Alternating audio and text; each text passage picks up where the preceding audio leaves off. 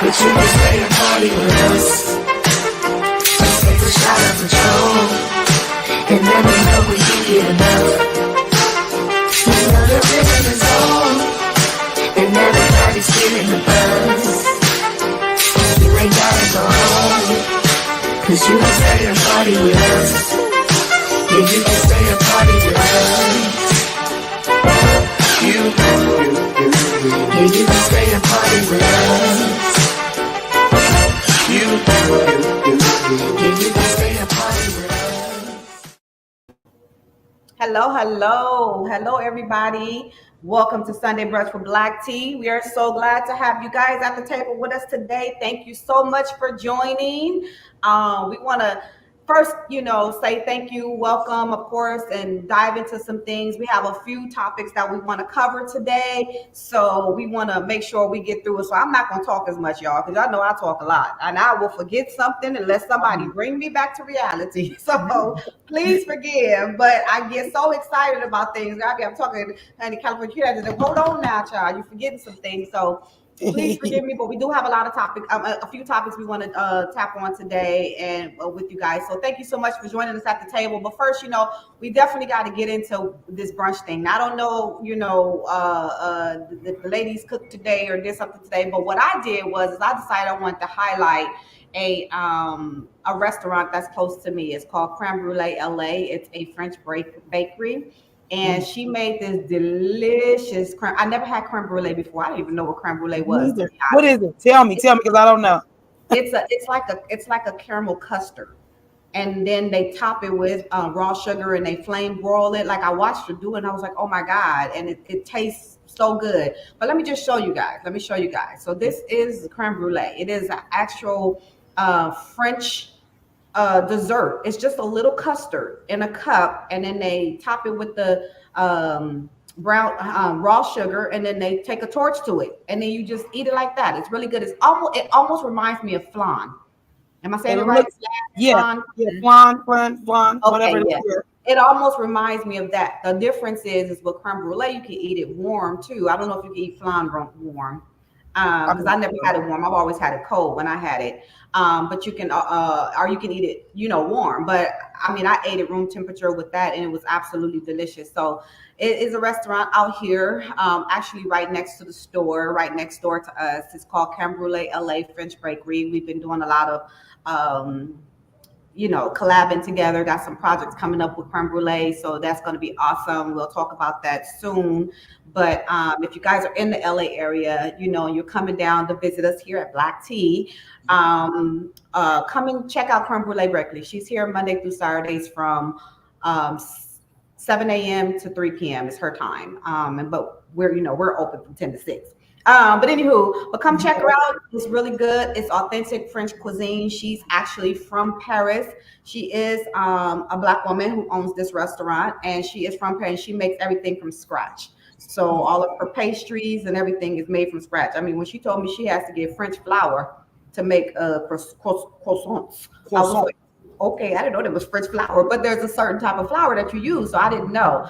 But, with all that being said, check her out, Creme Brulee LA, on the corner of Slauson and La Brea, right next door to Black Tea Complete, where we are located. It is wonderful. So it's always awesome to highlight the people in the community, but that's actually a really good thing to serve at your brunch. That's a cute little dessert. Like, it comes really small. It's a cute little dessert to have, for each one of your guests. Actually, you can set it on a buffet table, and they can pick them up themselves, or you can have it sitting on the table with a cute little note or something like that says, something. But it's really good.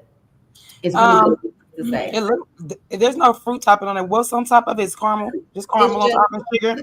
It's raw sugar, and then they take a torch to it, and then that's on it. Yep. Okay.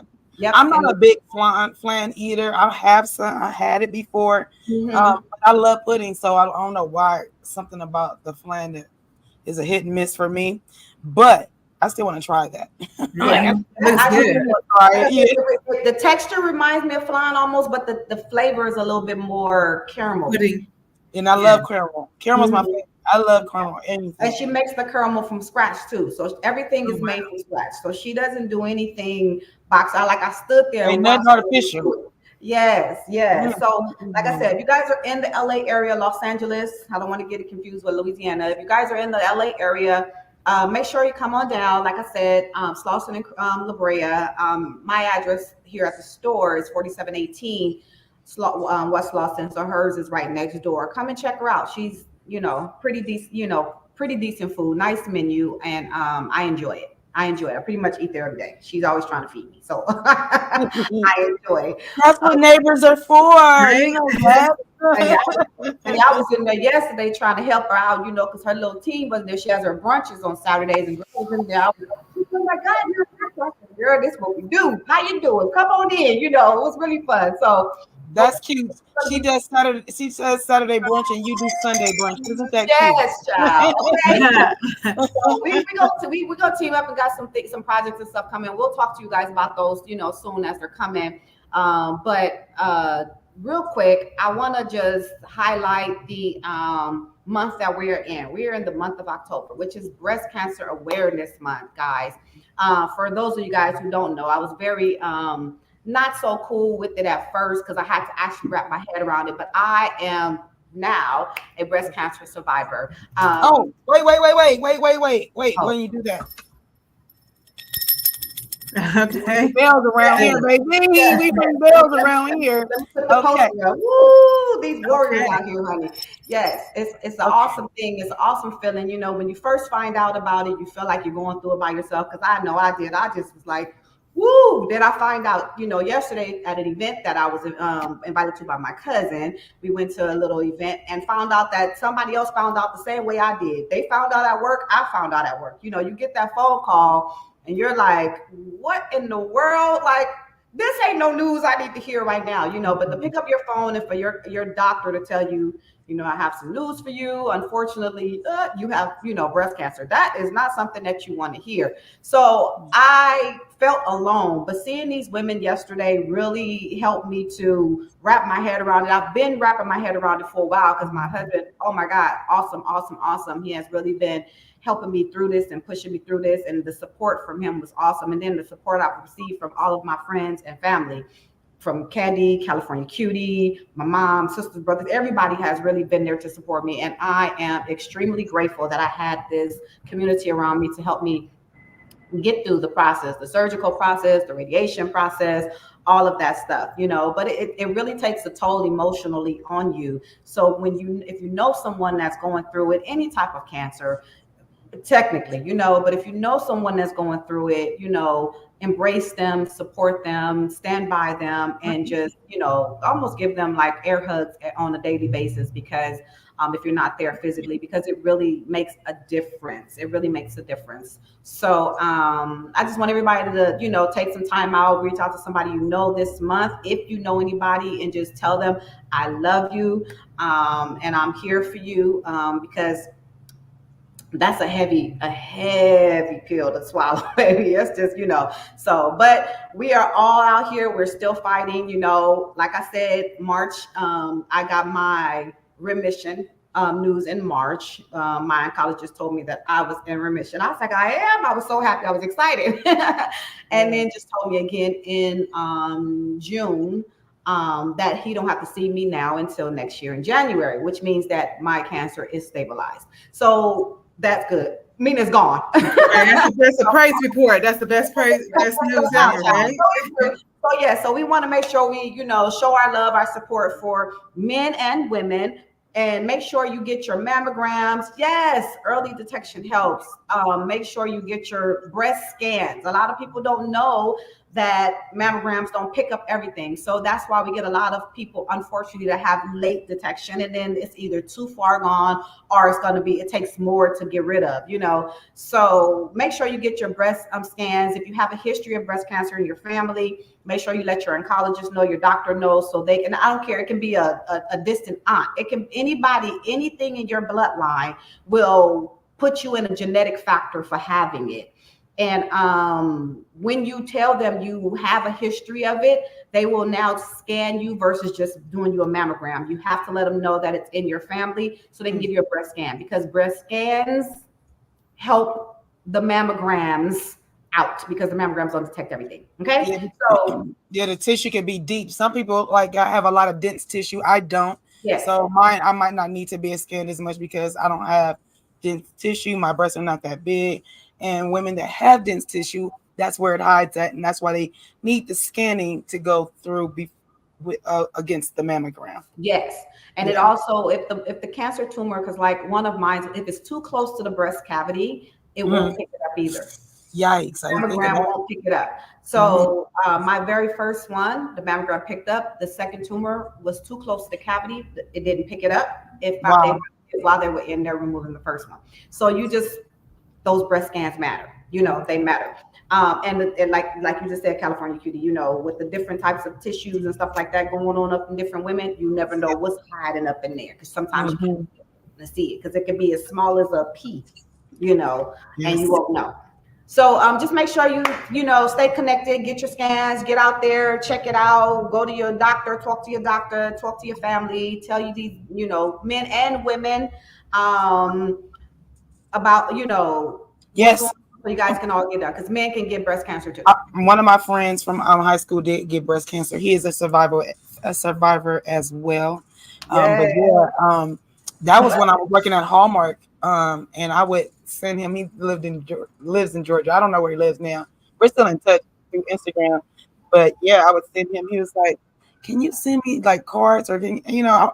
I like cards. I was like, "You know," so I would send him cards that sung. You know, the singing cards that when you open them, whatever.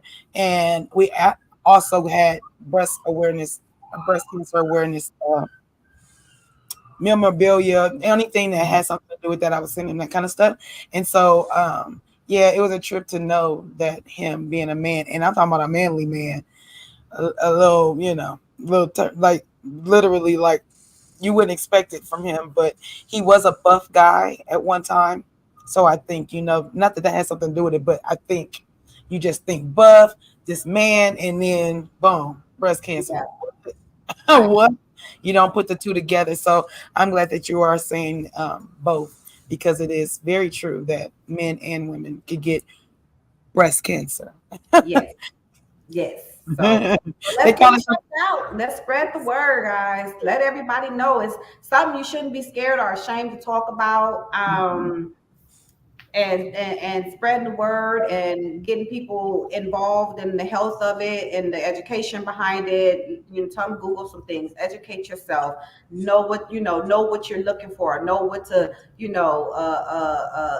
what the signs are. Just get into it because it's very serious and right now it is spread like wildfire, honey. And it's not that it's because it's not contagious. So it's all something that's happening within our bodies and in ourselves. And we don't really, I mean, we don't know. It's not like they teach us in school what to look for when it comes or what to avoid or anything right. when it comes to, breast cancer. We don't even know what it's caused by. But they're learning different things, meat, and then they say sugar, and then they say you got, different people that have different researches and conclusions from their researchers. But just be mindful, work with your health. California Cutie gets online every day, and she has a walking exercise, motivational platform. So if you need somebody to help you motivate you, help get you going, find California Cutie on Instagram. Log on with her every morning at 7. You do a 7, right, California Cutie? I'm on at 8. Well, I go walking at 7, and then by 8:30, I'm talking to my peoples and letting them know Okay. what I'm doing. So log on. Yeah, jump on there, log on. You need some motivation. Walk with her, just like you come at the table with us every first and third Sunday. Walk with her, get your workout in. I mean, I'll be on there looking too. So I don't be walking all the time, but I do be working. I be exercising something. I be at home doing some things, but I'm That's building what up. I'm trying to promote. That's what I'm promoting. Stuff Yeah, at home. I'm Be building up. self-efficient. Be self-efficient. Yes. Take awareness of your own health. Nobody can get you healthy but yourself. You got That's to do right. it. You got to do it That's yourself. right. So, I push myself every morning too, because I'll be tired, child, but that's that, we all do, but we got to get it in there. That's Get it true. in there. Get it in Yeah, there. once you get started, you'll be happy because it's always the dreading part that Yes. I don't Yes. feel like I don't have the time, but once you make the time and you do it, you feel the self-fulfillment. Like you said, nobody can, make you get up and do the work for you. But once you do it, you feel like, oh, I felt good today. So yes, you yes. gotta make, and they So say it good. takes 21 days to make or break a habit. So I mean, we gotta get in the habit of doing it. And Right. so I keep And breaking my 21-day streak, but I'm gonna get right, back. yeah. I start 5 days straight, and I'm good. And then if something happens, get back on it. So that's why I go on every week, because me and Colette, the person I'm helping, not even, she wanted to help herself, so she asked, to come work out with me, but she had a knee replacement. So she had a knee replacement last year. We started working out 25 weeks ago. So we are literally going into 6 months of working out consistently, and she's lost about 15 pounds. Mhm. And she literally can walk three miles in 1 hour, whereas when we started, it took her 1 hour to walk 1 mile. oh, wow. You see, She did so 1 mile in that hour. Now we do 3 miles in that hour. look how And awesome so, that sounds. That's and now, and now, like, she, like, literally, it's such a habit that we wake up Monday through Thursday. We do it. It's not even like, if I don't make it to the park, she's like, I know you not walking. Like, and what's Right. cool is she'll go to the park. She's not gonna stay home and ask me. She's gonna go to the park and be like, where you at?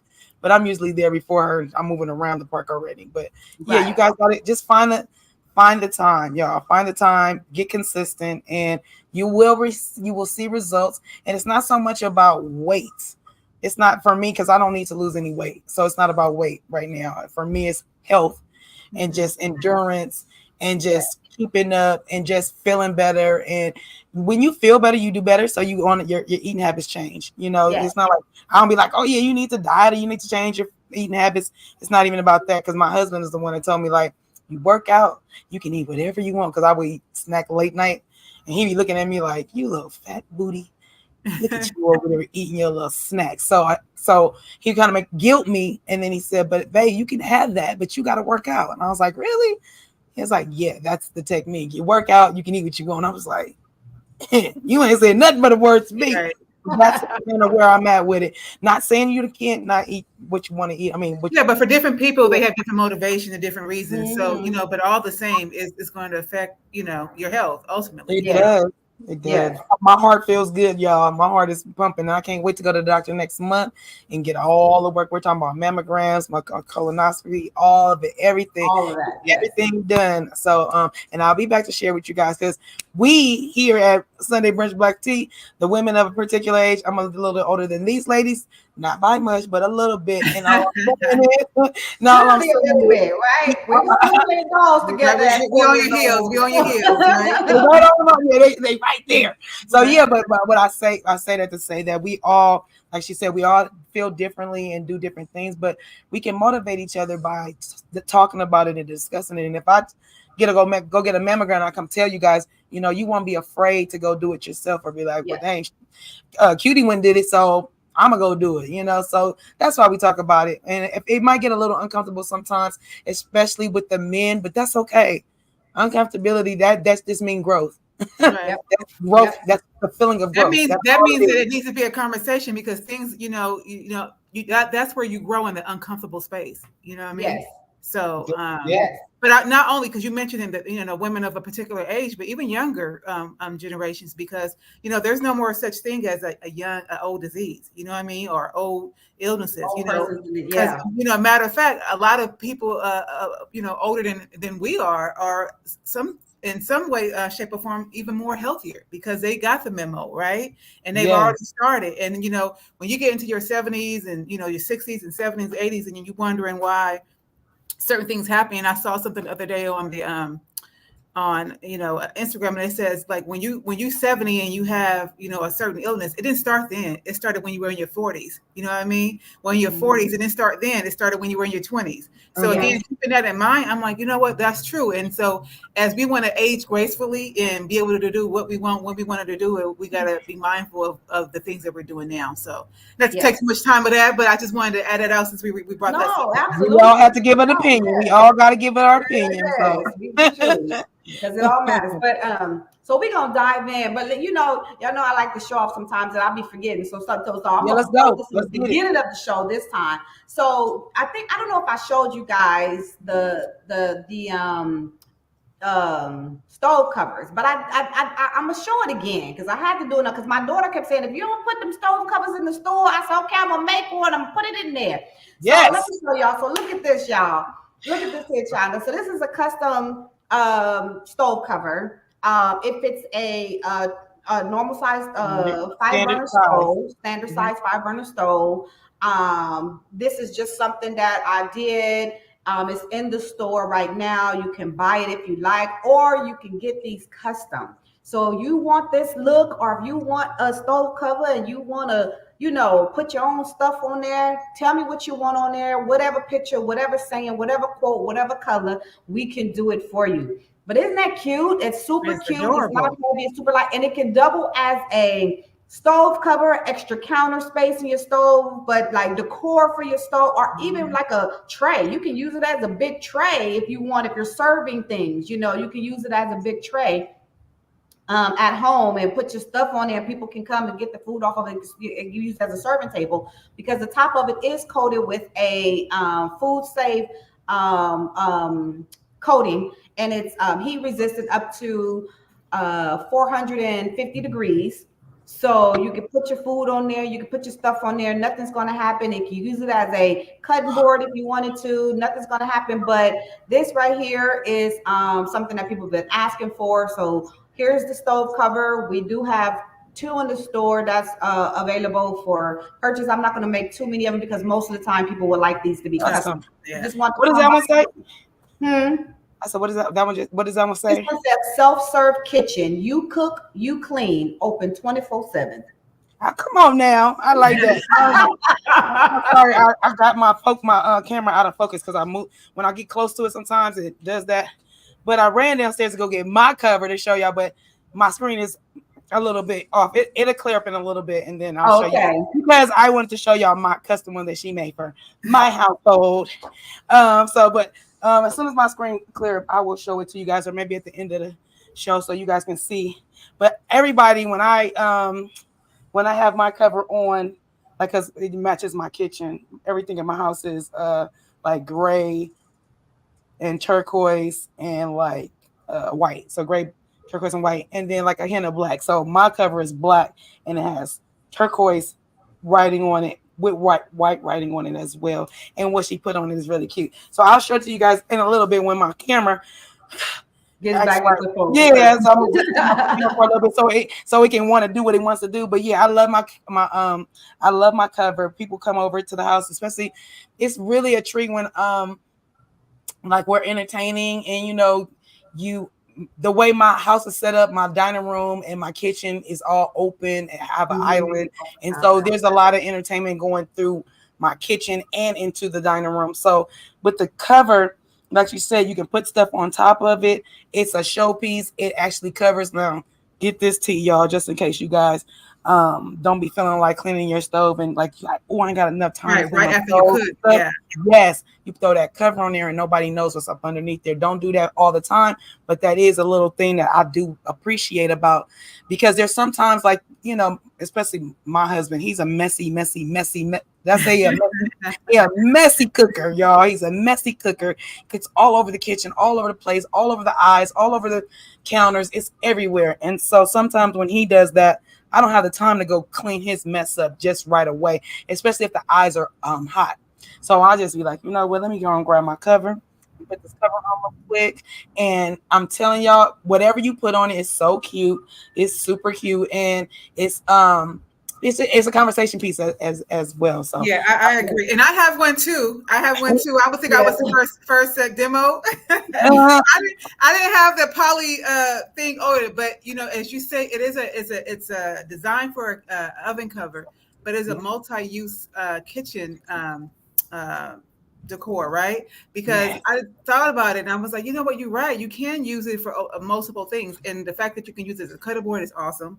Obviously extra counter space for those, especially holiday gatherings and things like that.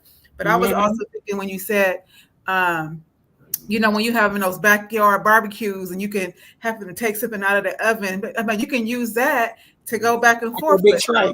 Yeah, that big tray, because Nice big serving tray. those big pans. So that's a good idea. So Yep.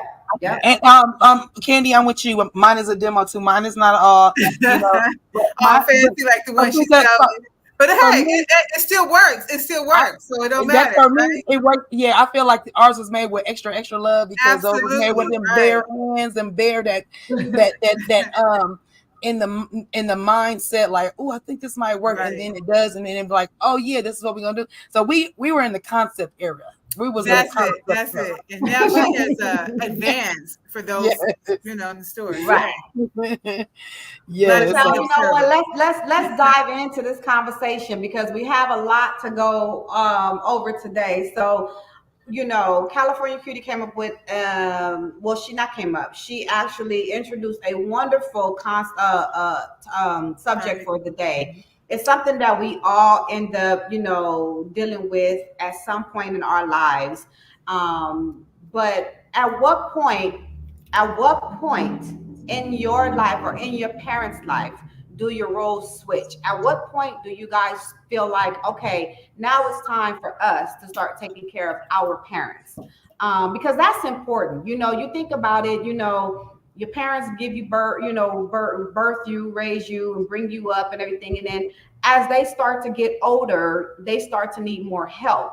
Some people feel like, it's too much, it's this and that. But was it too much for your parents to, in my opinion, was it too much for your parents to bathe you, change your diapers, feed you, take you to the store, run you around, clean up behind you, and everything else? Was it too much? Was that too much? Because if you say yeah, then you have a problem. Because without your parents doing all of that for you, and you being a parent, you should know you do all that for your kids, you wouldn't be able to function. So I just feel like as your parents get older, following their wishes of how they want to live, jump in there and figure out a way to help them. Now it's time for you to run your parents around to the store. Now it's time for you to help your parents clean up. Now it's time for you to help your parents, cook and do all that stuff like that. It's important for us to understand that the cycle goes in a circle. Mm-hmm. You're born, you grow, you get stronger, you start you flourishing, you're doing all good stuff, but then eventually you're going to get older, you're going to start to get weaker. It's like you're going around, it's like a life circle. You're going right back around. Not everybody gets to the point to, influence. Not everybody. Some people can walk all the way through their lives, or move around all the way through their lives, or do all that all the way through their lives. And when you get to your older, your elder state, you're still good. Some people go out of this world still walking and talking. Mm-hmm. It's not about that. It's about the love that we show our parents, in my opinion, that our parents showed us as they were raising us. Because we're all parents on here. And I just feel like, I don't expect for my kids to drop their lives and just take care of me, hands down. But I would like if they would have some type of involvement in my elder care. If I need you to go, I don't want to live with you. I'm living in my own house. But if I need you to go to the store, can you go to the store for me? You know what I'm saying? Set up some boundaries, probably set up some schedules. Hey, mom and dad, I can do X, Y, Z. I can help you out here. I'm gonna come over and do this. I'm gonna do it. So I don't know. What do you guys think? How are you on taking care of your parents as they're getting older, elder care? So we're in that age bracket to where our parents are starting to need, a little assistance, or not so much assistance, because here's my thing. I agree with you. I said, when you said that part about, it's about, your expectations, right? But it's also, as a parent and as a child, it's a type of, the Bible says, treat others how you want to be treated, right? And so, and taking care of your kids as a parent, you would expect to give them all the love and care. But, we know that realistically, everyone's not raised like that, right? A lot of times parents and child relationships suffer, and they go through cycles, right? For whatever reason, So I would say be mindful of the type of relationship that you are having with your child, because that child is going to become an adult to where you don't know if what you're going to be leaning on, right? So best case scenario, you the picture of health at a particular age in your 80s and hopefully 90s, and you don't need you can pretty much be self-sufficient. But sometimes life gets a hold of us, and we can't detect what's going to happen. We don't know the outcome. You don't know if it's dementia. You don't know if it's Alzheimer's. You don't know if it's, a physical, amputee or something, right? And so I look at myself and I think about it. I'm like, dang, I only have one kid, you know what I mean? But I look at myself, I'm like, my odds are, like you said, you can't expect your child to stop and drop and do everything, as their life is going. But you would kind of like have these conversations before anything would happen, like your wishes and stuff, like you said, setting boundaries and stuff like that. But then I look at myself on the other end, being a child of a parent and who was of age, and I'm like, well, it was three of us at first, but it's only two of us now. And I'm like, how are we going to split this? If dad, unfortunately something happens, like, who's going to be the carer? And I think we can split it, because I think as siblings, you guys need to have that conversation. That conversation should be had with your siblings as well, not just the parent and child. It should be, hey, if it's more than one child, is the onus shouldn't be on that one child, one particular child. You got five other siblings and brothers, siblings, you guys should be sharing that responsibility, whether it's financial or whether it's physically being there for the parent or whatever. And I was, it's funny you had this topic coming up, because I was seeing something, and Africans, they don't believe in putting their parents in a home, right? A lot of other cultures A don't. lot of other, you're right. It's more mainly Americanized cultures who say, hey, they're gonna go into the house. We know how dreadful. I'm not saying all of them, but the vast majority of homes are, not predicated to give your parents the best, final days, right? Because they just don't, care about them, right? And then a lot of times people stick them in those facilities and they don't come visit them or anything, right? So Right. I was just thinking about that, like, hey, you know, it is a topic that we need to have with our parents and your siblings, So Yeah. Mhm. Absolutely.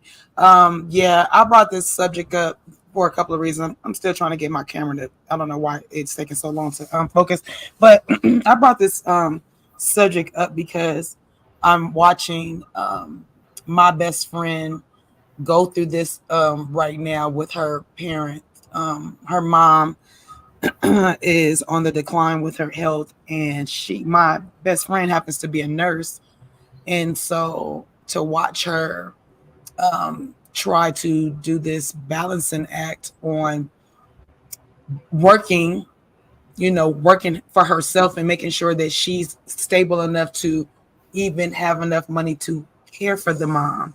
And so there's that, you when you think about this stuff, not only are we thinking about like it's just their parent and yeah, you owe not so much, oh, you owe them and they had you, and one hand washes the other. It's not even about so much that too. It's even Right. about finances. Like Mhm. I hear Candy saying, it's just two of them. They would have to split that. And so everybody, all the siblings might not be willing participants. Mhm. Everybody might not be financially able to stop, drop, and roll for the parent, Mhm. or um, stop working to take care of the parent. And that's why the reason why I wanted to bring it up, because it is something that needs to be talked about, and maybe sooner than later we wait till our parents are getting up in their age.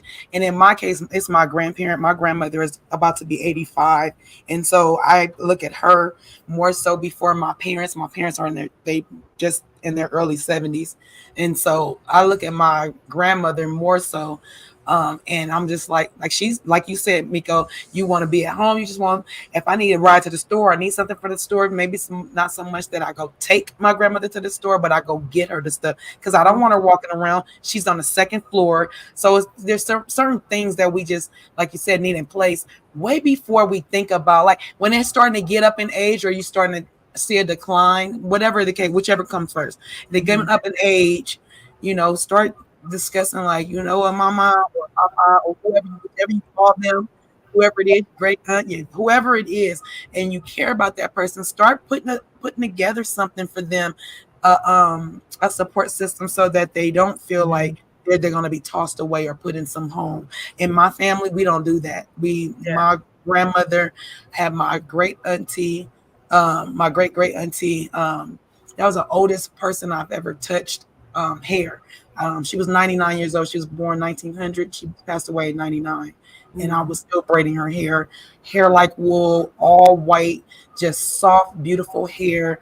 Oh my gosh, all white. And she passed in like 1999, of course. So, but I said to say my grandmother took care of her, and so we do the same thing. We all just know in our family, like my grandmother is taken care of. I take food to her. Her oldest daughter pretty much stays with her until she gets into her own place. When nobody's there, we either go check on her, we send her food, or somebody's going to clean up for Granny. Ain't nobody about to just let my grandmother, being independent as she is, just sit there in her house and not do what we need to do for her. So yeah, there's parents and grandparents that want to be independent, but you still got to check on them.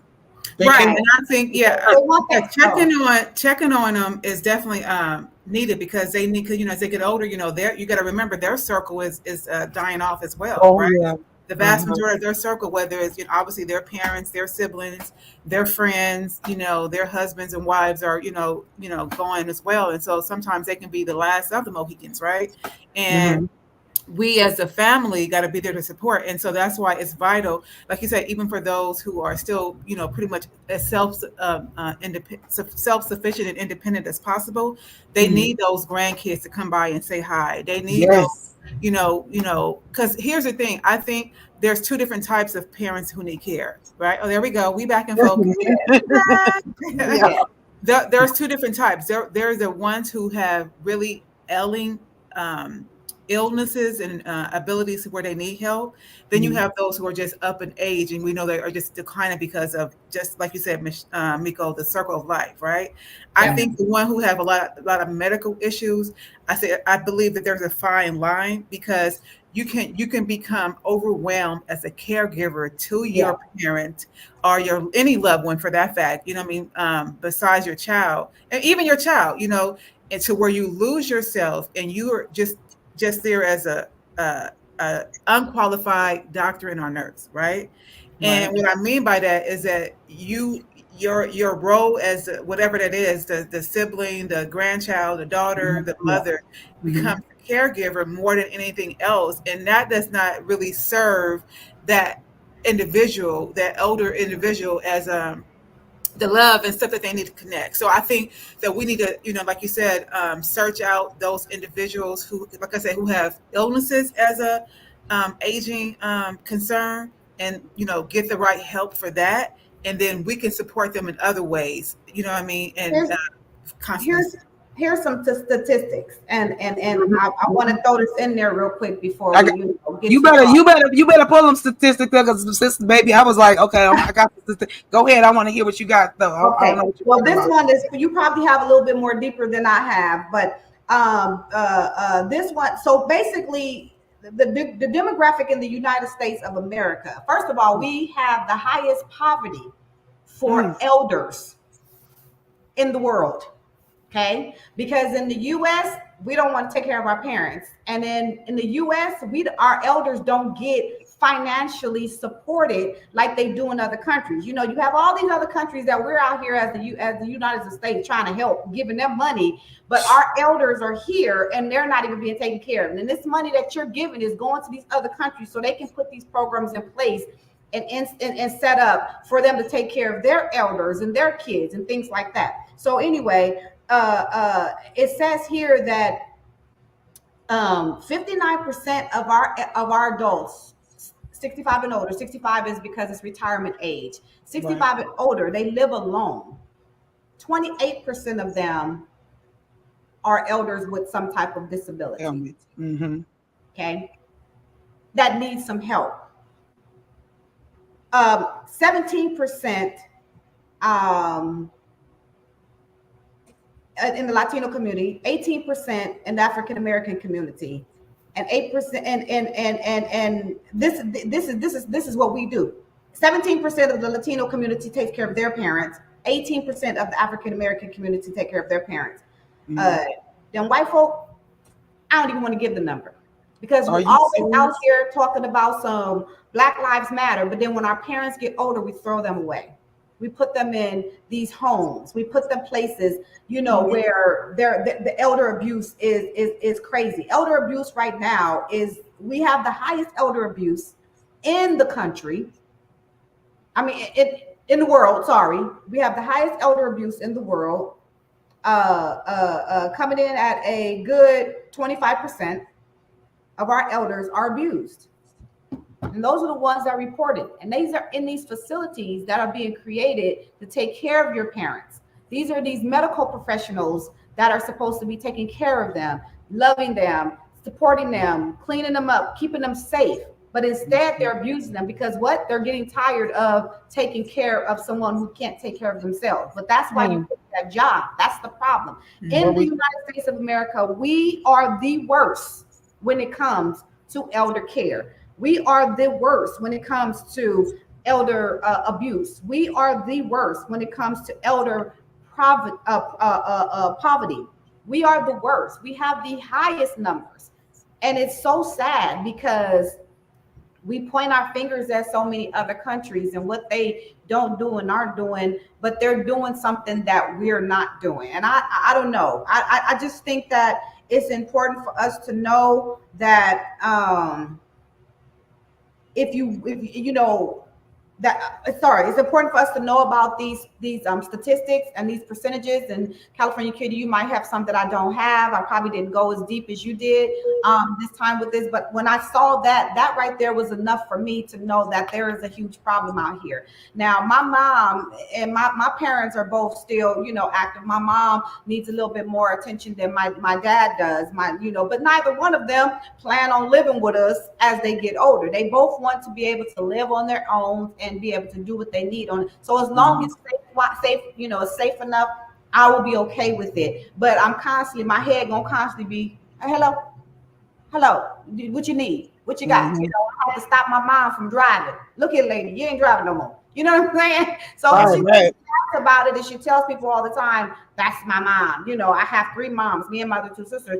But that's important. It's important for your parents to know that you got their back when they need you. You know what I'm saying? Because it's the numbers that I got is absolutely crazy. I mean, most of the I watched this show my husband and I called Nick and Joe, and they drive around the world, all these different places in the world, and I mean not in the world, in the United States. And you would not imagine, it's so disappointing to hear when he gives his statistics on how many Black people are in poverty in these different places, or how many opposed to other cultures, or how many people, period, not just Black people, but Latinos, whites, Asians, and everything. How many people, period, are in poverty opposed to other places in the world? You know what I'm saying? Like we're just like, we sit here and we got our, oh, we're America. We're American. Everybody wants to come to America. Everybody wants to come to America, but then America's not offering anything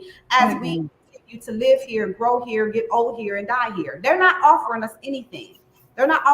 So these people who want to stick their parents in these homes don't go back and check on them. Then they come back after the parent has passed away, and now it's all boohoo tears. You know what I'm saying? Now I know a lot of people. They say a lot of people who have their family in these homes are parent people. They don't have good, I don't know how they got these statistics, but they don't have good relationships with their family. So their family put them there for that. Okay. So that's what the case is, and so be it. That's what you do. But I still, I don't know. In my opinion, I mean, it's going to be a percentage of that, you know what I mean? And I think it's not just, I think it's the relationship that they have with their parents. When they were younger, it's like, yeah, you can't, that's something that they have to, comes to grips with themselves, and obviously they decided. But it's also the lifestyle of that child. Like you said, you don't know, a lot of people could be, traveling the world or just have a different career, or have their own. Fine. But there's a lot of resources out here that. Well, what I'm saying about that is that why I feel like those facility places, like I said, I don't think they all are just horrible, but I also do believe even the most horrible ones won't treat your parent horrible if they know that you're involved. So yeah, you might not can Oh have your yeah. parent under your roof, but you can go and visit them. And when you make yourself present, that's just like your child being in school, right? When you have your child in school and they haven't having issues at school, and you basically like just sitting them into school like a babysitter, and you're not concerned with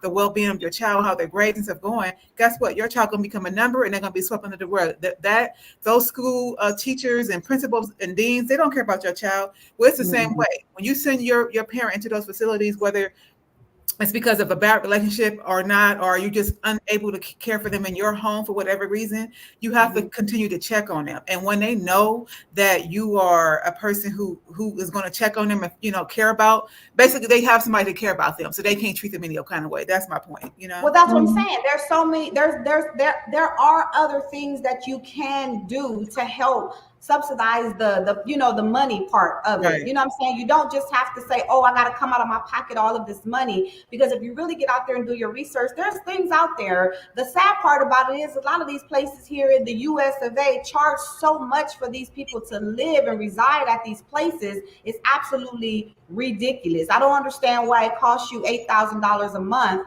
for your parent, for a person to live. $8,000,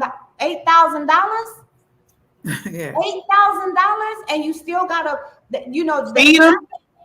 you and you still asking, bring some. You got to bring your parent this or bring the person that. Or come on now, you know what I'm saying? That's absolutely ridiculous. That's absolutely ridiculous, in my opinion. I just think that with that, it needs to get better.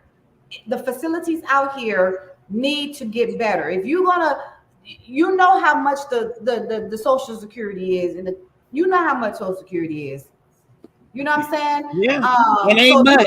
how much Social Security is, then you know that these people can't afford to pay that much money. Do you know what I'm saying? Well, to me, it's not even. I mean, it's that's one issue for the facilities and stuff to handle, but it's also the type That's of what I'm people. saying. But what my point is that it's how they're treating these people. Like, you know what I mean? They It's will like be if you go go ahead. ahead. No, because I feel like, okay, so like when my grandmother was in the facility, okay, she needed a lot of help. She couldn't move. She was immobile. You know what I'm saying? Then I had another grandmother who was in the facility, but her mind was gone. She had dementia. So she used to think people used to come in her room at night and strap her to the bed and flip her bed upside down. You know what I'm saying? Okay. In those cases, you need them to be in a facility, but she was getting bruises all the time. You know what I'm saying? My other grandmother got an infection in her leg because they wasn't coming and, treating her leg. Yeah. It was a lot of different things. So if this money is going to go to these facilities, We need good care. You need your care to be right. Yeah. Right, to be right. So, I'm not saying that there's anything wrong with facilities. Absolutely not. Because if that's where your parent wants to go, because most of my grandmothers insisted on going to them.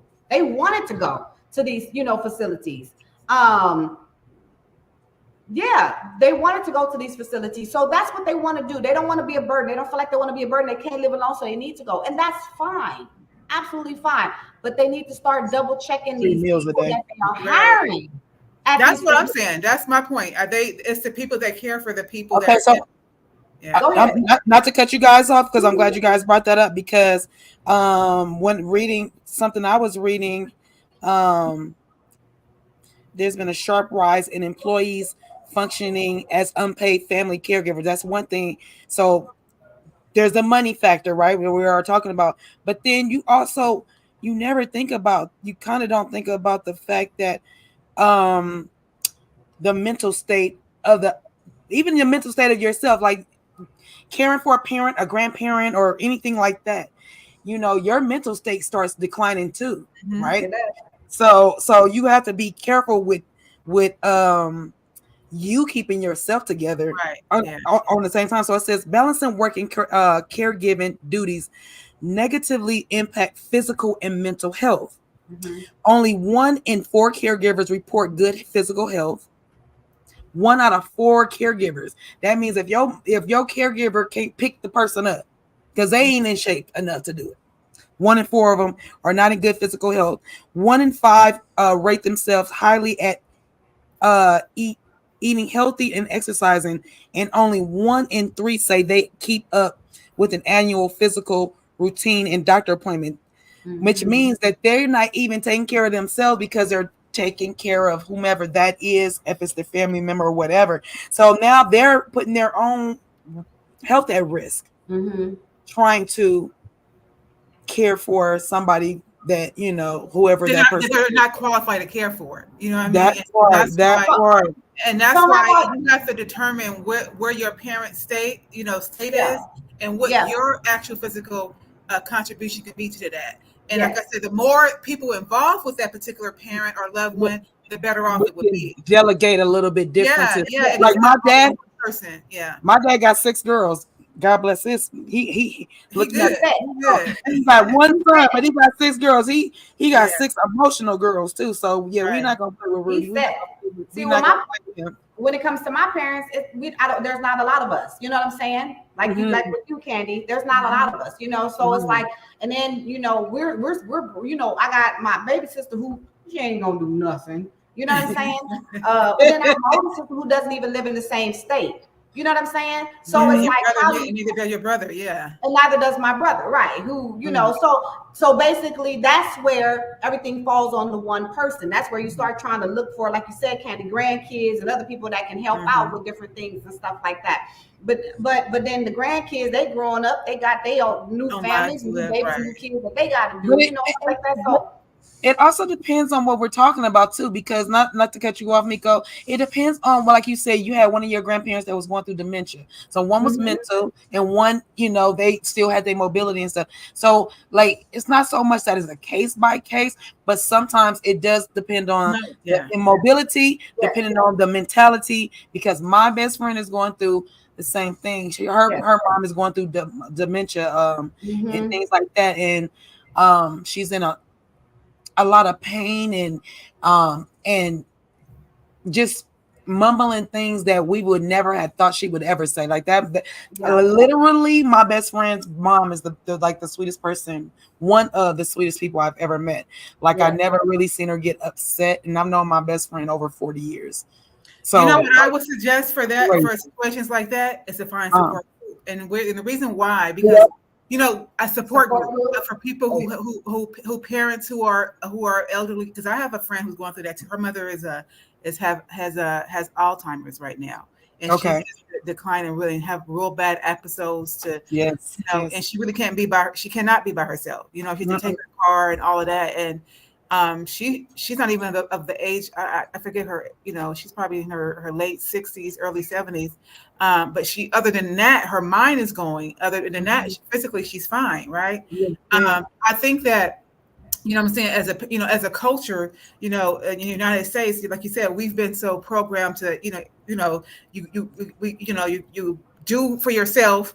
You get the job, you get the husband, you get the family, and it's all about you. Yeah, you have your family and friends around you, but your core is the family that you make. And a lot of times we don't stay building on the family that has been there before, who had raised us and we grew up with, right? So we only concentrate on the family that more so that we create. And so with that, it becomes, like you said, we have to have these conversations earlier on, because obviously it's inevitable. We're all going to get old. It's how we age is going to be determine the quality of life we have to the end, right? And knowing, hey, putting certain things in place and having, like you said, I guess, money and stuff, or certain things that, to research for different things that, you can have just in case an emergency happens that you got to, use for whatever, that care of that parent or stuff. But I also think, in this, when something is new that you never dealt with, even Miko, you can contest this, like even having breast cancer. Yeah, I can be there for you, but I don't know what that feels like. I can have empathy and sympathy for you, but you want to gain that support from somebody who's been through it. And the same way for you, California Cutie, is that when your friend is there, you can be there for her as a friend, but you really can't kind of, navigate for her, because it's the first time for both, right? It's the first time going through this. And so she probably wants to reach out and have a support group from other people who are going through similar situations. I think that's an amazing thing for you to tell me, because we literally, her birthday was September 22nd, and we literally just sat on the phone. broke her down. I broke down. Right. And I'm like, I'm so sorry to make you cry on your birthday. And she's like, I like kind of needed it because I've been holding it in because she hasn't been able to release or tell anybody or say anything or even she feels bad for the way she feels. You know what I mean? It's a normal thing because she's never right. It's not enough empathy in the world to say unless somebody's been through it like you have. And so with that, I think that is the best advice I can give her. I did text her, and hopefully she rewatches this because she does watch a lot of my content. And I wasn't trying to make it about my best friend, but that's why I. No, it's a reality because we're all. That's a reality. I just went to, and on top of that, I just went to, you guys know my friend Cliff. My friend Cliff's mom passed, and so I just went to her service this past week as well. And so even with that, her health had declined. He watched her deteriorate, and to sit and try to console somebody about something I have no idea. I mean, yeah, I watch people. I've known people that happened to, but no, both my parents are still alive. A couple of my grandmother is alive. So I just don't. I mean, it just breaks me down because I feel like I'm not strong enough to give her all the tools she needs. So you're right. Her talking to somebody else that has been through it, or can show her what they go, how they got through it. Like you're not going through it, but got through it. Right. I don't know how you guys, what you guys think about this, but I also think it's important not only to talk to someone that's going through what you're going through, but talk to someone that can help you in your mental state with your own self. You know what I'm saying? I know that, a lot of the things that it helped me. I'm just saying that a lot of the things that I was going through and things like that. Even when I didn't talk to people who went through the exact same thing, them just giving me encouragement, making me feel good, supporting me, being there for me, letting me know that they are a shoulder. If I need it, it lifts up just this weight off your shoulders because now you don't feel alone. You know what I'm saying? When you go into taking care of your parents and everything, it feels good when I hear my family say, call me if you need something. I'm here for you. You know what I'm saying? So now I don't think I have to, oh my God, I gotta, you don't feel alone. You don't feel alone. When you first have to tackle the situation, sometimes you feel like, oh my God, this is all on me. This is all on me. This is all on me. But to know that you have people there, might not know what you're going through, but they're there to support you if you're going through it. Yeah. I just need somebody to talk. Can I just have a cocktail with you? Can I just, come see you? Right. Ask some dinner, That's exactly what happened on my phone call with my best friend. I literally, I literally just poured into her so much because I think that she thinks that she's not doing enough. And like she's over and beyond, like even with the money situation, her being a nurse, her getting 24-hour care, her finding somebody that like you guys said, like my best friend literally making sure that her mom is at home unless she literally, like she had a UTI recently. We didn't know. Thank God she went, to the hospital because literally she goes to the hospital to go get checked. But my best friend is such a good daughter. She got her at home. She has 24-hour care. She has a camera on the people. So ain't nobody about to be abusing my mother at all. And the people that she have are not just nurses. They are nurses, but they also come by way of somebody that referred them to her. And like I said, she can watch them at all times. But I just literally had to pour into my best friend and tell her, like, you are being the best daughter you could ever be. And there's no, like we always say, Miko, you always say this, there's no instructions on how to be the daughter, the mother, the father. We don't know how it is. So I had to let her know that she was really doing the best she can do. She does have a sibling, and he's younger. And like I told her, now her father has passed away from cancer. God rest Charles' soul. And it was difficult because Tammy, my best friend, took care of her dad through this cancer and watched him deteriorate. But because she was a nurse, I said, it's so crazy that God made you a nurse and that you could take care of both of your parents, even though it's hard to think about. But the fact that you get to that time with them, because sometimes, like you said, we throw them away, we put them to the back burner, and then, they deteriorate. And then you're like, we didn't have enough times. Like I had to tell my best friend, like, it's crazy, and good at the same time that you're here to deal with that. And not only that, her brother is suffering. You know, he's watching his mom deteriorate, and he's not equiped for it. Yeah, And he's Tammy not strong enough. with her father, but he was more equipped with it for the father, and she's more equipped with it for the mother, for her the son. So I had to just tell her all these things and pour into her like no other, and she just, you know, it broke her down. But it also, I can hear weight lift. Yeah, I can hear it. I can literally, what you were just saying, that's why I interrupted you, because I can literally hear and feel it on the phone with her. She wasn't getting her nails done, her toes done at the time. So she was like, I'm crying. I said, I don't care who watching you cry, put the ugly cry on if you got to. right. It's gonna make you feel better. You need To this let it go. release. You need it. You've been Right. holding on to it too long. You've been strong enough for mommy. Now I'm gonna be strong enough for you, and you let go. Yeah, and that's sometimes that's all you need. That's all you need. That's right. That's all you need. You Yes. know, but this is a topic that, you know, we can go on and on and on about, For because sure. there's so much, you know, out there that we can do to help and support each other and look at and all this stuff. I just say, and my closing remarks for this is just, and again, like I tell everybody, everything that comes out of my mouth is just my opinion on how I feel. If you agree, awesome. If you don't, I completely understand. But I just feel like we need to take a little bit more time, just a little bit, and do some research. Interview people that are going to be working with our parents as they're getting older. Make sure that they are matched well with the person that's going to love and care for them, you know, and take care of them. So when you do have to leave your home or leave their home or something, and you have that person that comes in to help you with their medical assistance, that person, you know, is going to treat your parent the way you know, are treating your parent, or the way you would like your parent to be treated. Just some people don't care. They just hire people, throw them in there. I hate to say it, but I have a sister that is a home health care provider.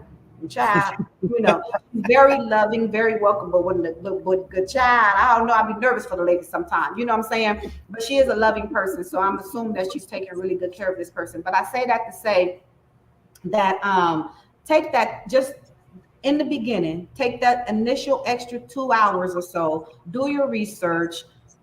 Interview the people that are going. Don't just hire or let somebody send you Joe Schmo off the street, or off, you know, oh, I got with this agency and they're sending me a medical worker. Okay, no, you don't work. Let me get somebody else. And I say that only because I've experienced medical workers that come to you to care for you, who really don't show no interest in your, you know. Because the lady, when I was out for my back surgery and I had to have a medical team come to my house to help me get up, walk again, move again, the lady took her up. I had to call her for 2 whole weeks before she even got there, which let me know, do you even care?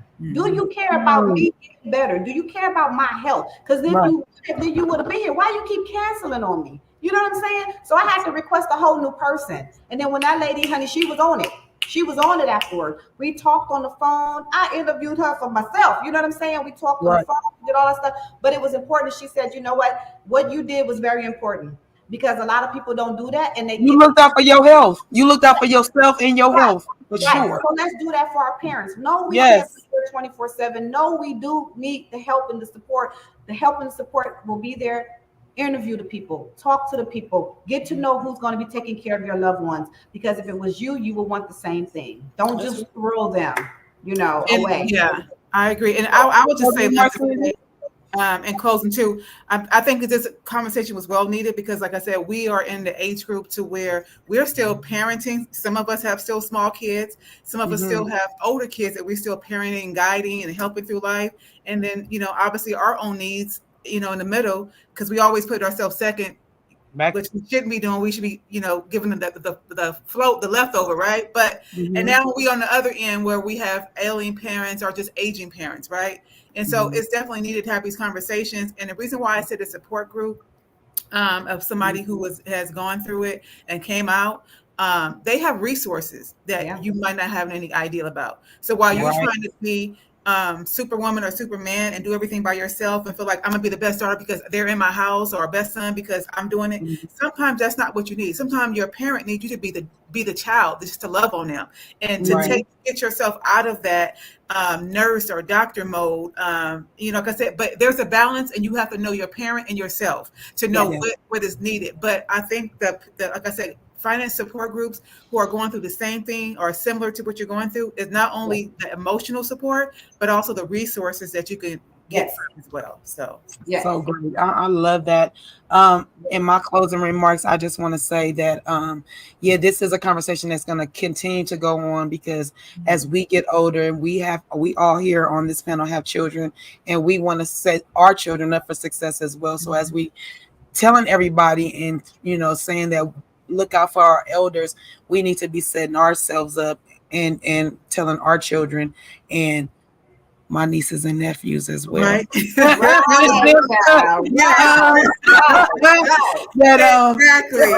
I need them to, look out for you guys. We all looked out for you guys. We all did birthday parties and things for you guys. And that's not what I'm talking about. I don't mean it like that, but I'm just saying, we all take care of each other. We all done it. We took care of you as my nephew, my son. We're a village. We're a village. Yeah, we're always a village. So we always need to keep that going. So I'm so happy we had this discussion, because I got what I needed out of it, because literally watching my best friend go through this is one of the hardest things I've ever had to do, because I literally known her mom since I was 7. And so that's like second mom. Yeah, she's like a second mom. Yeah, like literally to watch my best friend and her sibling go through this. And they're not the only ones, And then there, like we said, there are different ways. Like I said, they have their moms going through a little bit of dementia and stuff. But there's the ones that not going through that kind of thing, and they're still being mishandled. And so we just need to make sure that we take care of our elders, we take care of our older people, even if they're not related. Just look out for them. And I mean, just another, like you said, we can go on with this conversation, but I mean, I just wanted to just point out, because we can probably have another whole other topic of that too, of this, to branch off what we're talking about. But as we're talking about, our parents, and like I said, we have adult children and children we're still parenting, but we got to make sure that when we look, especially for myself and even Miko, having only one child, is that you don't want that strain to be on your kid, right? And so to make sure we get our affairs in order is important. Like, have those insurances and stuff that you need, so when that time is inevitably gonna come, we can we can map out how we want to our last days to be. And I think with that being said, we can relieve our own stress as we are now, and the stress on our children when they get to that point, to take care as much as we can now while we're able. Would definitely help. So don't wait till the end. Don't wait till you get where you can't do it. Well, you can't do it. That ain't gonna work. That's doing GoFundMe's and stuff like that. I mean, and sometimes those things are needed. But I mean, if we can be proactive, like Hello Kitty was saying right here, I just saw the word proactive, and it just stuck out. And it's true. We got to be proactive now, because when you know better, you do better. And so why wait to the last minute? And then Well, I definitely want to.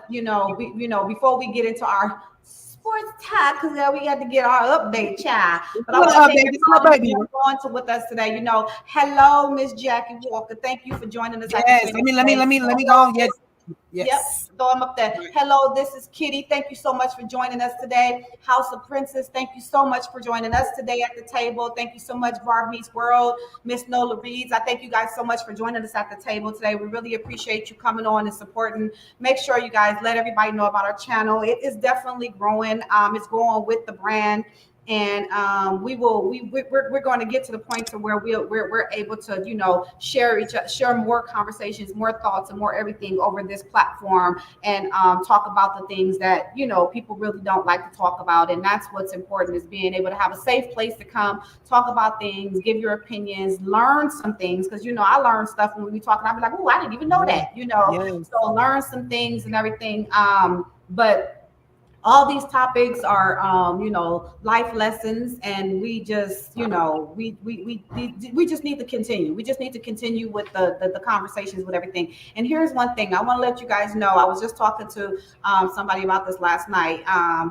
Before you get off your phone with anybody, before you leave here, and you guys are going to hear me start saying it from here on out, make sure you let that person know you in your conversation with that you love them. Make sure you say it on a regular basis. I don't care who I'm talking to. Heck, sometimes I'm forgetting I'm on the phone with a bill collector, and I might end up. They need the love too, right? Yeah, they definitely do. You know, so just make sure you let your loved ones know, let your parents know, even if you call them for 10 seconds, you know, once a week, or 10 minutes, not 10 seconds, sorry, 10 minutes once a week. Hey, just calling to check on you, just call and say, how's everything going? How's your knee feel? How's your head? Whatever the case is. And before you get off that phone, all right, then, well, you know what? I love you. Talk to you later. You know, it can be fast, but just make sure you hit that at least once a week. Make sure you hit it. You know, sometimes I think my mom don't answer her phone because I call her too much. Yeah, I was at that discussion. I was just gonna say that. My grandmother, I talked to my grandmother yesterday, and I said, sometimes I don't call you. She said, yeah, good child, I don't be in the mood for y'all. Girl, child, this is on the phone with my mama. She be like, oh, in the middle of the conversation, she be like, okay, well, I talked. I be like, wait, I wasn't even done. Oh, Yes, you trying to get me? She was done. No, she was good. She be like, okay, bye. Yeah. So, you know, but I'm I like, agree okay, with that. bye. Talk to you later then. Love you. Goodbye. You know, but at least I want her to know that I'm here. I'm here. I ain't going nowhere. I'm above the mess out of you, but I just want to let you know that I am here. So with that being said, child, you know what? We can, like Eric, we can go on about this forever and forever and forever. But we about to hit this real quick, y'all. Oh, yeah, we just gonna hit a little real.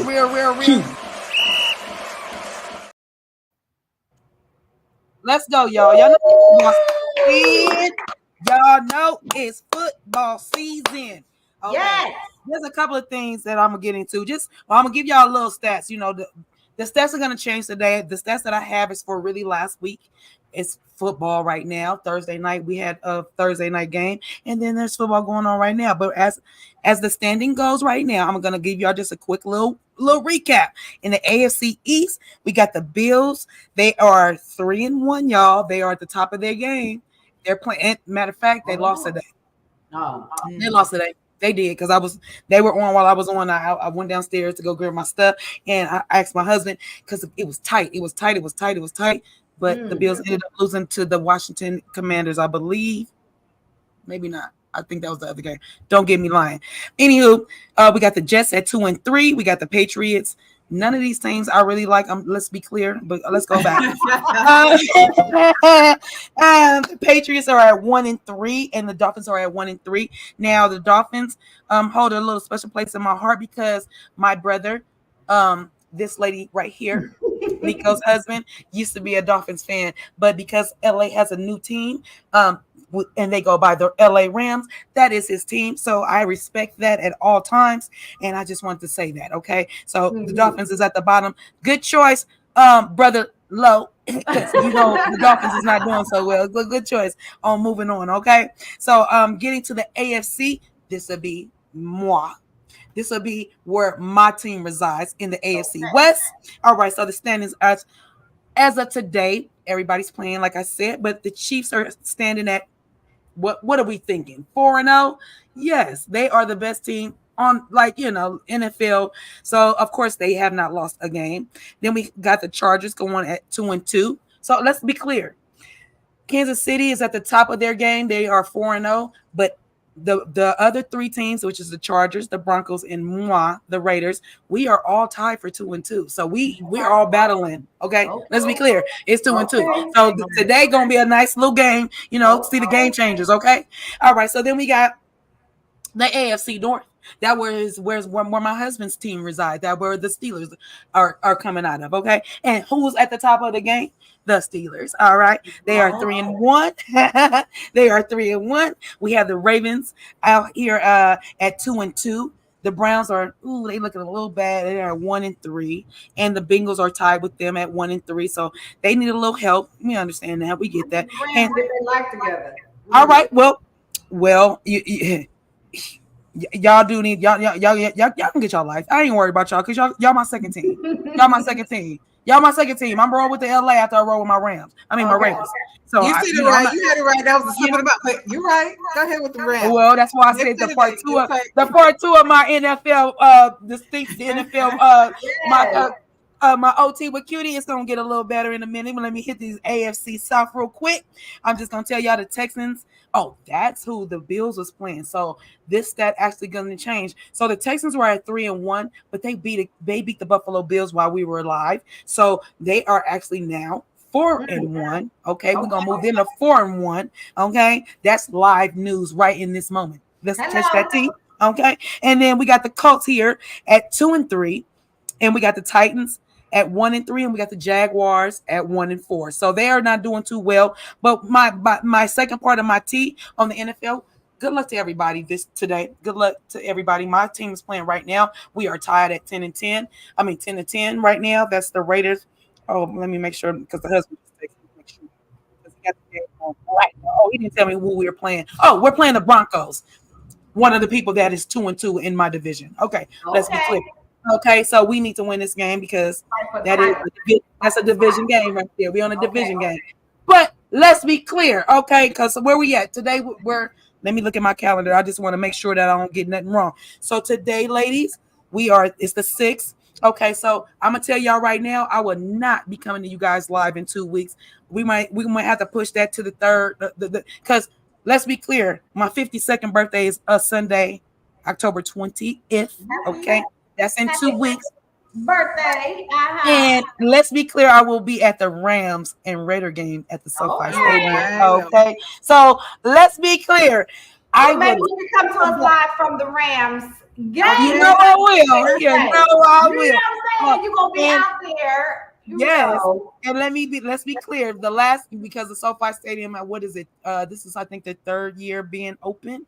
I went to the last 2 games against the Rams and the Raiders, and the Raiders on the SoFi. Don't get it twisted. We did win 12 games. I'm just saying. Now we don't know what's gonna happen on my birthday. But let's be clear. The Raiders are 2-0 in SoFi Stadium. Okay. Shoot. It is okay with California Cutie, and let's be clear.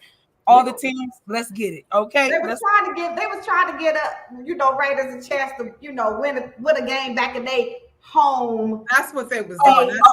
Thank you for the nostalgia. We appreciate it. Okay, last thing I gotta give y'all is the last thing I want to show y'all is my board. Cooking with the Robertsons. The Robertsons. I'm sorry. It's okay. It's cooking with love, y'all. Y'all cooking with the Robersons. Y'all cooking with love. That's what that say, baby. And don't my little. Y'all see how she hit me up like I'm baking stuff. I made 2 cakes.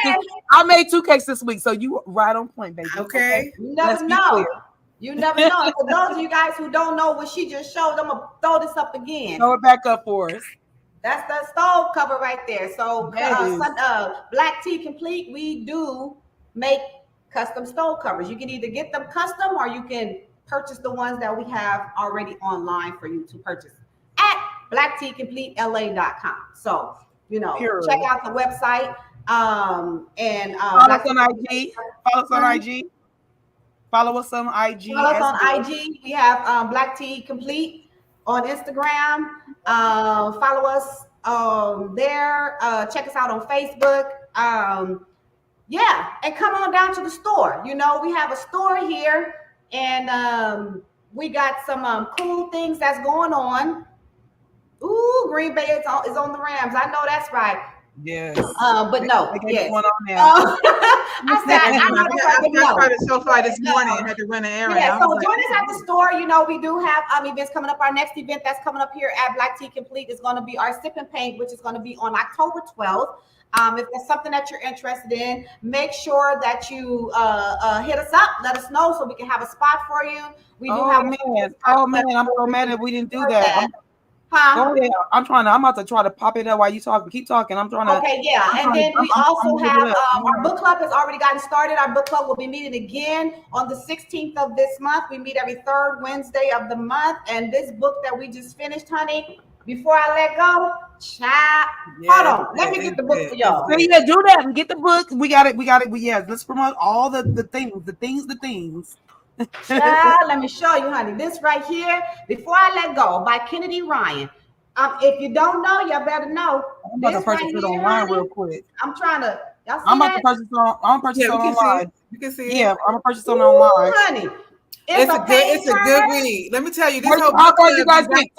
Tell us how far you got. Tell us what y'all did. Give us a little insight.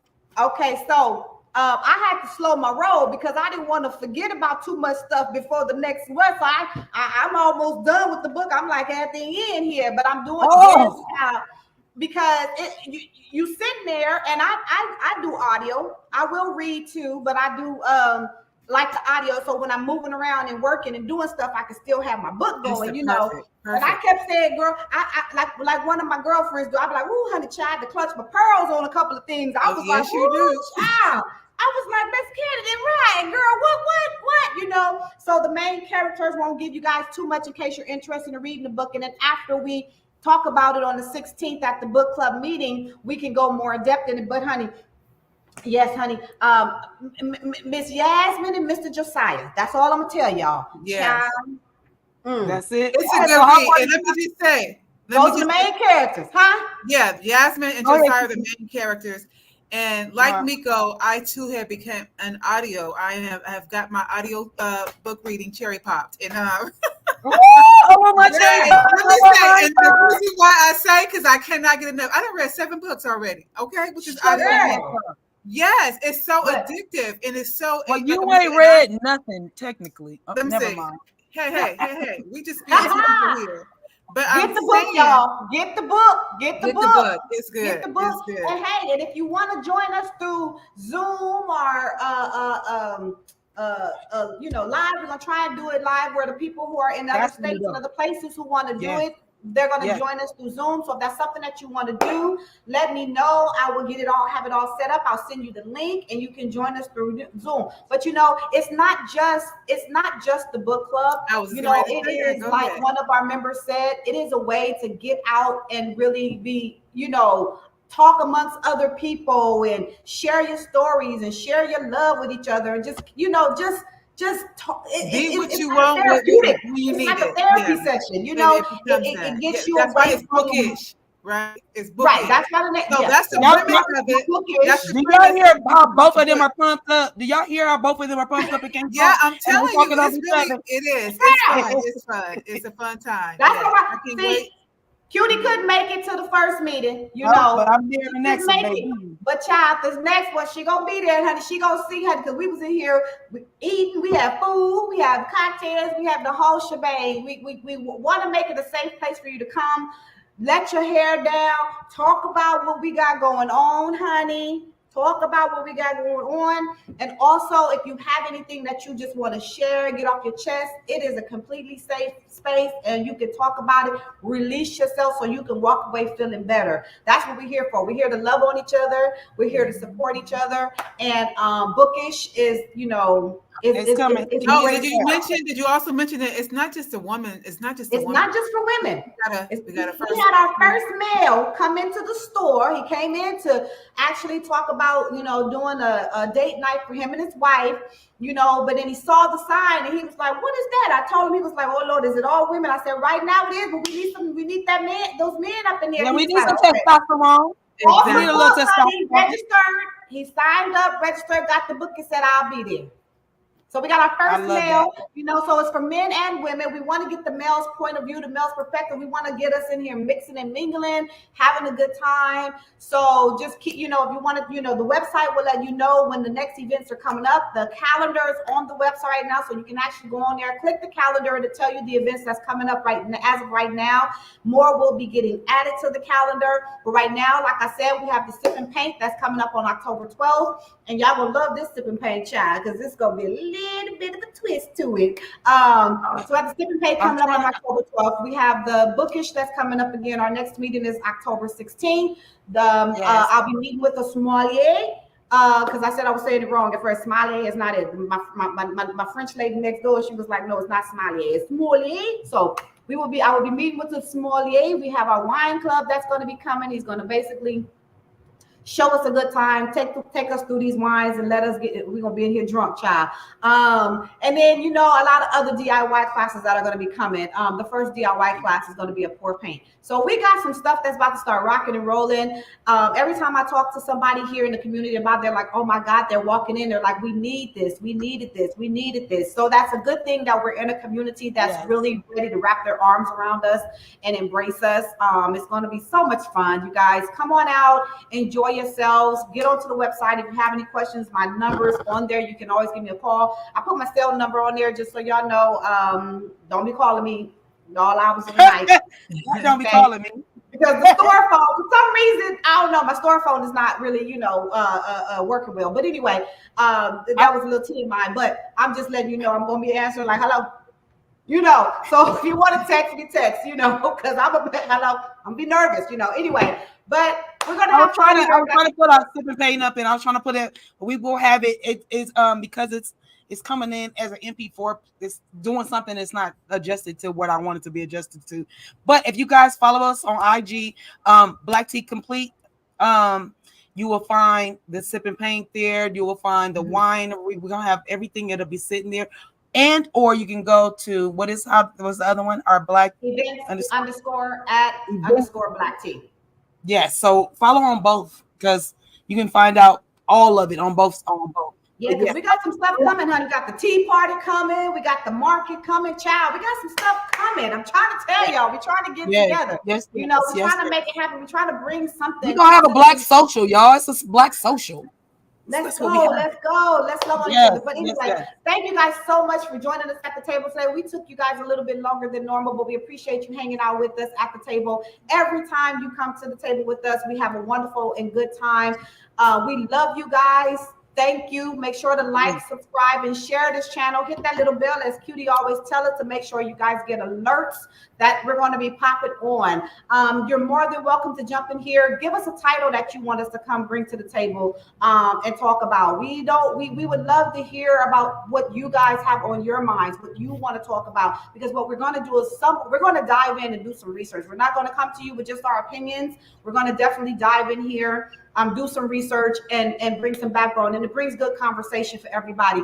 Thank you guys so much for joining us. I appreciate everybody who jumped on. We all appreciate everybody who jumped on. And we will be looking forward to you for the next show. Thank you guys so much. Love you. Bye guys. Love you.